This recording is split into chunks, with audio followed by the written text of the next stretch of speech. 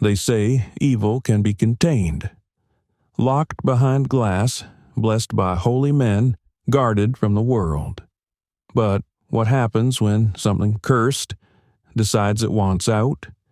In May of 2025, the most infamous haunted doll in history, Annabelle, was on tour across America, part of the Devils on the Run exhibit.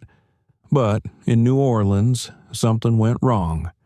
A historic mansion went up in flames. A high-security prison had an unexplained jailbreak. And Annabelle, she vanished. At least, that's what the internet believes. Tonight, we follow the trail of terror left in her wake. Welcome to America's Scariest Stories, here on Kentucky Melody, where the shadows speak and we listen. If you're drawn to true tales of the eerie, the unexplained, and the downright terrifying, hit that subscribe button, and don't forget to share this tale with someone who thinks they're brave enough to hear it. Now, gather close, because tonight's story isn't just horror, it's modern legend. Now, let me spin you back to the 1970s. Way before folks had ghost hunting shows on every TV channel, there was a young lady, nursing student up in the Northeast, who come into possession of a doll. Not just any old play pretty, mind you. This was a worn-out Raggedy Ann, big red yarn hair, button eyes, and a stitched-up smile that didn't sit quite right when the light hit it just so. She said it was a gift. Looked innocent enough, but it didn't take long before things turned sideways. She'd find the doll in different places than she left it. First sitting up when it should have been laying down, then turning its head just a touch, like it was listening. Then it started moving full on from room to room, showing up on the floor near the door like it was waiting on her. Next came the notes. Lord have mercy. Tiny slips of paper, looked like old parchment, scrawled with childlike writing saying things like, "Help us" or "Miss me." Thing is, she didn't own paper like that. Nobody else was ever in that apartment. That's when she reached out to a couple folks who knew a thing or two about things that go bump in the night. Ed and Lorraine Warren. Now the Warrens, they weren't just storytellers. They were the real deal. Ghost chasers, demon hunters, and keepers of cursed relics from across the world. They didn't take long to figure out something unnatural had taken a liking to that doll. Said it weren't a spirit of a child like the girl thought. Nope, it was something far darker. Inhuman, they said. Pretending to be innocent so it could nest. So they hauled Annabelle back to their place, the Warren Occult Museum up in Monroe, Connecticut. They locked her behind thick glass, built a special case just for her. Then they nailed up a sign in big bold letters that still chills the bone. Positively do not open. And for decades, that's where she stayed, or so we thought. But come the year 2025, Annabelle left home. And what followed? Well, that's a story folks still whisper about in the dark. Now, here's where things take a dark turn, friend. That old doll didn't just sit quiet in her glass box forever. In 2025, the Warren family's folks, something called the New England Society for Psychic Research, or NESPR, got the notion to take their collection of haunted relics out on the road. They called it the Devils on the Run tour. Real catchy, right? Like the devils just hitching rides from town to town. Annabelle was the star of the show, kept in her traveling case, all sealed up with holy words and watchful eyes.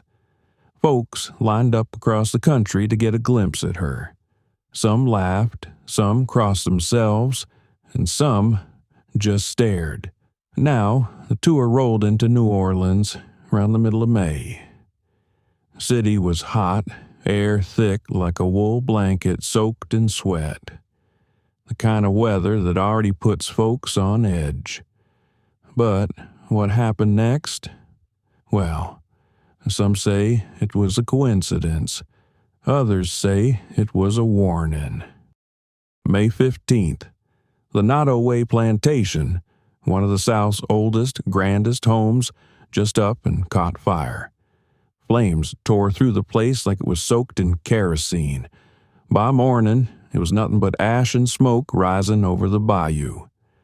Now, on May 16th, next day, Orleans Parish Prison had itself a problem. Lights flickered, cameras cut out, and before anyone could blink, inmates were running loose. Some guards claimed the doors unlocked on their own, said it felt like something was in the air. Cold, heavy, like you were being watched from the shadows. Now, I ain't saying that doll did it, but I ain't saying she didn't neither. By that evening, the whole city was buzzing. Folks were whispering in corners and posting online that something evil had rolled into town right alongside that tour. And just like that, the rumors started. They said Annabelle was missing, that her case was open, and whatever was in her wasn't in the case no more. Now, reckon in the old days, rumors like this would have stayed local, bounced around front porches, pool halls, and barbershops. But we ain't in them days no more. Social media lit up like a brush fire in a dry holler. Folks from all over started sharing videos, pictures, half-heard stories, swearing up and down that Annabelle was gone. Some TikTokers said they caught footage of her case standing wide open during the New Orleans stop, blurry and shakier than a squirrel in a rocking chair, but enough to stir folks up. Hashtags started popping up faster than spring mushrooms. Like Annabelle escaped, haunted Nola, even one called She Ain't in That Box No More.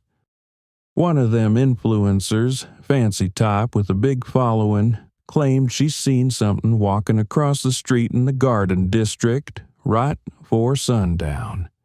Said it was small, pale, and moving unnatural-like a rag doll with a mind of its own. Other folks started connecting the dots. They said the fire at the plantation, the jailbreak at the prison, all that mayhem started soon as Annabelle showed up. Said she weren't no display item. She was an omen. Just like that, the legend took off running. The tale of the missing doll didn't need proof. All it needed was belief. And out here, in the dark corners of America, belief's a powerful thing. Now, not long after the rumors hit their peak, Tony Spera, Ed and Lorraine Warren's son-in-law and keeper of that there doll, stepped out of the shadows to calm the fire. Who put out a statement, all calm-like, saying Annabelle never left the care of NESPR. Said she was still tucked away, safe and sound, locked up behind holy glass, just like always. They even posted a video showing her sitting there in that case, motionless, staring straight ahead with them dead black eyes like she always done. But folks around here, we got long memories and short patience for slick answers. Some folks took one look at that video and said, "That ain't her." Others noticed little things. The shape of her nose, the wear on her sleeves, the color of the yarn in her hair. Whispers started riding the wind. If she never left, why didn't they say a word about the fire? Why ignore the prison break? Why do them pictures from New Orleans look off? And you know how it goes. Once doubt creeps in, it don't go easy. The skeptics, they called it viral hogwash, folks making up stories for likes and views. But the believers, well, they reckon Annabelle did get out. And what we're looking at now, that might just be a stand-in, a decoy, 'cause the real Annabelle, she's walking free. So now, here's the question that keeps folks up at night. What's the truth? Did that cursed little doll bust out of her case and drag a heap of chaos right through the bayou? Or did folks just stir up an old tale, breathing fresh fear into a legend that never truly died? In these times where myth and media go dancing hand in hand, it gets harder to tell what's real and what's born from the dark corners of our minds. And maybe it don't even matter no more. 'Cause truth is, once a story takes root deep enough, it don't need proof to grow. It just needs belief. And out here, where the fog clings low and the woods whisper at dusk, belief is the most dangerous curse of all. So, whether Annabelle ever really left that glass box, or she's out there right now hiding in plain sight, well, that's between her and whatever poor soul finds her next. So, what do you think? Did the Annabelle doll truly escape in 2025? Was it all coincidence, or was something darker at play? Let us know your theory in the comments. And if you've ever seen something move that shouldn't have, maybe, just maybe, you already know the answer. If this tale sent a chill crawling down your spine, go on and hit that like button and share it with someone who thinks they're brave enough to hear it. And don't forget to subscribe for more of America's scariest stories, where each week we drag another tale from the shadows and hold it up to the fire, just long enough to see what stares back. And always remember, the shadows ain't never empty, and something is always watching, maybe even Annabelle.